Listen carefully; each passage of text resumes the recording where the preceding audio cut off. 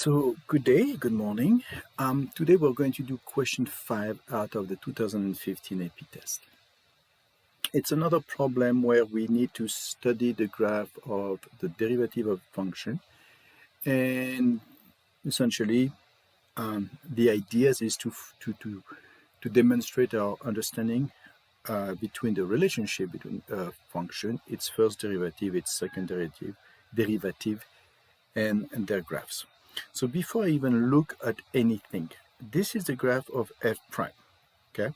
So that means that f prime at this point and this point and this point is going to be equal to 0. F prime right here to the left of negative 2, because it's above the x-axis, will be equal greater than 0. And everywhere else, I can see that f prime is less than 0 because it's below the x-axis. Okay. Now, if I change color to talk about f double prime, in other words, the slope of f prime, I can see here that f double prime is less than 0 between negative 3 and this value right here. It's going to be positive right here.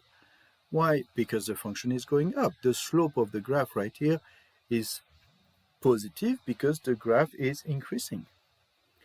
Right here, all the way to 3, I can say that f double prime will be negative, and here it's going to be positive. So I just look at the picture and I start writing things down to make sense of what's going on here. Okay? All right, so let's look at the question now. Find the x-coordinates at which f has a relative minimum. So if we want f to have a relative minimum, I'm going to first state the rule for this.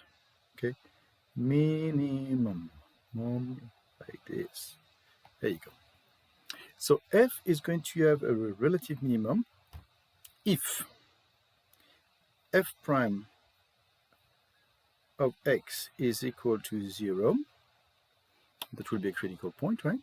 And if f double prime of x is going to be greater than 0. If both values right here, both are true, then I'm going to have a minimum at x equal a. If both of them are true, we're going to have a minimum at x equal a. So let's list the values for which we have a first derivative that's equal to 0. Okay, so first derivative is equal to 0. F prime of x is equal to 0 if x equal. And we just look at the graph. We see that it's going to be 0 right here, 0 right here, 0 right here. So if x is equal to negative 2, 1, or 4, okay, and now we need to look at the different values for the second derivative. So f double prime at negative 2, f double prime at 1, and f double prime at 4. So if you look at the picture, f double prime at negative 2 it's going to be right here. We've already established the fact that it's going to be less than 0 right here. Okay. F double prime at 1, f double prime at 1, right here, we know that f double prime at 1 is equal to 0, right? We have at 1, it looks like we have a local maximum. Okay. So, and for the last one, at 4, it's positive right here. Okay.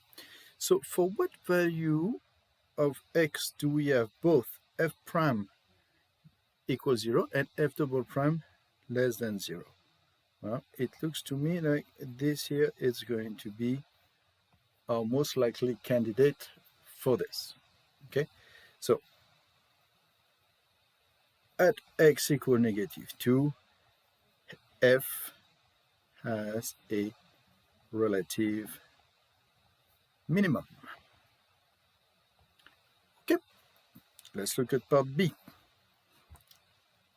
So, on what open interval between -3 and 4 is the graph both concave down and decreasing? So, concave down means that f double prime is less than 0, and decreasing, that means that f prime is less than 0. Okay, so we looked at the picture and we saw that the graph was below the x-axis between -2 and 4. So f prime is less than 0 between -2 and 4. And we saw that f double prime was less than 0.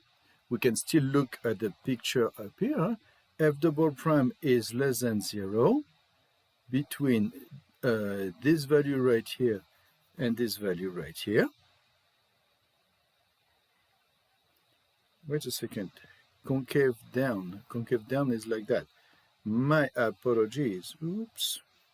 Concave down means that f double prime is concave down means that f double prime is f double prime is less than 0. So f double prime is going to be less than 0. Let me highlight it right here. F double prime is less than 0 right here. And f double prime is going to be less than 0 right here. F double prime, remember, is the slope of f prime. Since this is the graph of f prime, what had me confused for a second is that in my mind, right here, it looked like it was concave down, and so I saw that going, oh, that's weird. But no. It's because that's a graph of f prime. So my apologies. Okay. So f double prime is less than 0 between -2 and -1, and between 1 and 3. There you go.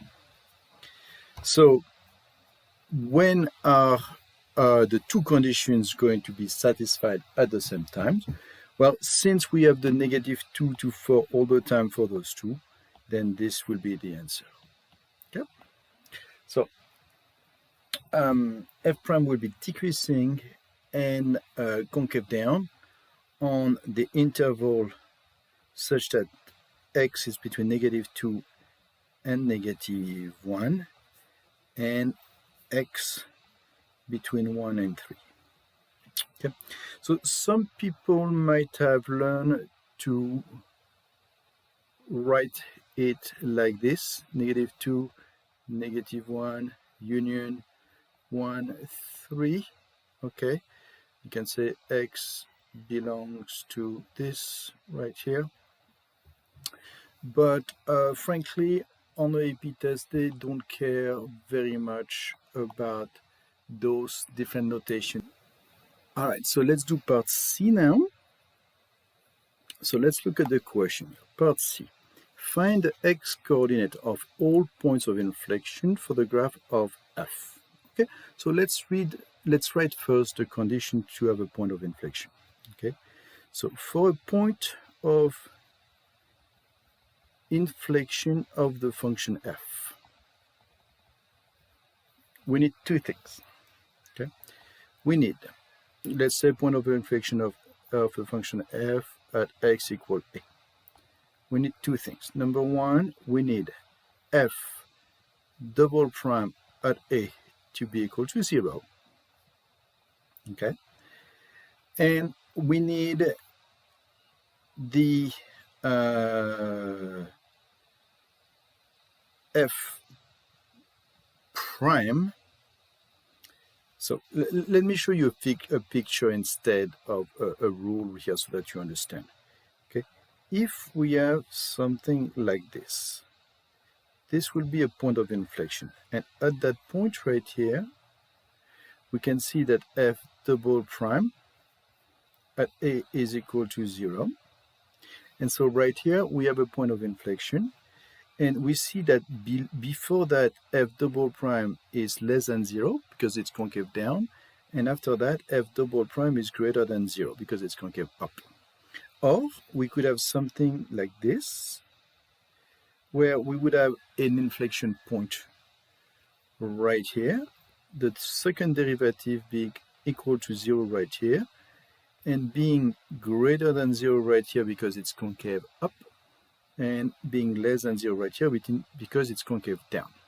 Okay, that means that if you go back to the rule, and f double prime needs to change sign on either side of A. Okay, so if those two conditions are respected, then we're going to have a point of inflection. Okay, so let's look at the graph and let's look at our candidates for the values of A. First, we're going to look for f double prime is equal to 0. So since the graph that we have right here is the graph of f prime, you see that at this point right here, we have an horizontal tangent. We have an horizontal tangent right here. We have an horizontal tangent. And so basically right here, we have f double prime equals 0. F double prime right here is equal to 0. And f double prime right here is equal to 0. Okay, so we have three candidates. At x equal -1, x equal +1, and x equal 3. Those are the three candidates for the inflection points. Okay. Now we need to check that the second derivative is changing sign. Okay. So we see for x equal -1 right here that the second derivative is less than 0 before, greater than 0 after. For this one, it's greater than 0, and then less than 0. And for this one, it's less than 0 and greater than 0. Okay, then we have inflection points for all 3 points. Okay, so therefore, we have 3 inflection points. And I truly believe that if you first state the rules, first of all, it will help you answer the question, but it will justify it well enough. Okay, so we have 3 inflection points at x equal -1, at x equal 1, and at x equal 3. And we're done. Okay, so let's try the last question now, part D. Given that f at 1 is 3, let me write it down. F at 1 is 3, okay. Find an expression for f of x that involve f at 4 and f at -2. So we want f of x, and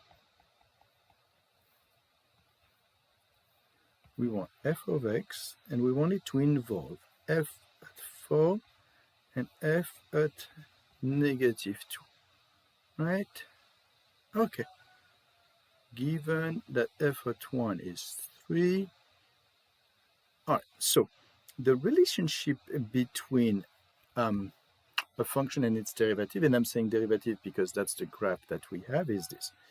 F of x, it's going to be the integral of f prime of x dx, right? And since right here we are provided with the value of the function when x is equal to 1, then maybe I want to put a 1 right here. And since I want f of x, you know what? I'm not going to write f of x equal here. I'm just going to see what this is equal to right here. Because this here, and because I did it like this, usually you write f prime of t dt like that. Okay, so based on what the fundamental theorem of calculus, this will be f of x minus f of 1, right? Which means that if I want f of x, That's going to be f of x equal, and it's going to be f at 1 plus the integral from 1 to x of f prime of t dt. Okay? So the good thing is that we are provided with f at 1, and it's 3. So it's going to be 3 plus the integral from 1 to x of f prime of t dt. And the question now is, can we look at the graph in order to find that integral of f prime of t dt? Now, they give us a hint right here to use this and use this. Okay, so let's try to see what we can do like that. Let me change color. So f at 4 will be equal to 3 plus the integral from 1 to 4 of f prime of t dt. All right, so let's look at the picture and see if we can find out what this is equal to. The integral from 1 right here to 4 of f prime of t dt. So it's going to be this area under the curve right here. Okay, so let me clean up my picture a little bit right here. Okay, so the integral between 1 and 4, is it provided for us? The integral from 1 to 4 right here is 12. Okay, so this area right here is 12. It's below the axis, so we're going to say negative 12. And let's clean up this side as well right here. We are told that the area under the curve between negative 2 and 1 is equal to 9. That means this area right here is going to be equal to negative 9. Okay, so if I go back over there, that tells me that this is going to be equal to 3 plus negative 12, right? That was negative 12, yes, which is negative 9. And by the same token, f at negative 2 will be equal to 3 plus the integral from 1 to negative 2 of f prime of t dt, which is 3 minus the integral from negative 2 to 1 of f prime of t dt, which is 3 minus, and what was it? It was negative 9. Oops, negative 9. So it's 3 plus 9, so it's going to be equal to 12. Okay, so there you go. We have answered the question.